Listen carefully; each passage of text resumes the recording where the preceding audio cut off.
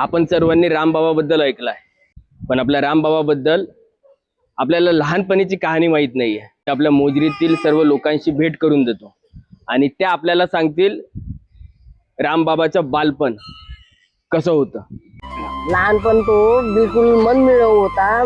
मधुकर उमपते इकडे कामाला जाय. रामबाबा जेव्हा घरून निघाले तेव्हा सांगून निघाले, मला सांगितलं होतं ह्या कामाला गेल्या त्या माझ्या घरी आला होता. म्हणे मी जातो म्हणे वर्धेला, काकू मला एक तेलाची चिठी दे म्हणे खोबरेल तेलासाठी. मग मी बघितलं त्याच्यापाशी असा जुना पुराणा थैला होता, अंगावर कपडे होते आणि एकच चादर होती. तर मग मी माझ्या सासऱ्याचं स्वेटर दिलं, थंडी आहे म्हटलं आणि काहीच नाही घेतलं. तर तू स्वेटर नाही म्हटलं, स्वेटर दिलं होतं आणि नमस्कार केला मला. मी येतो म्हणे 4-5 दिवसानं असं सांगितलं. तर काय सांगितलं आणि बस जेवला काय तर होत म्हणजे जेवला नव्हता ते, कामावून आला न गेला.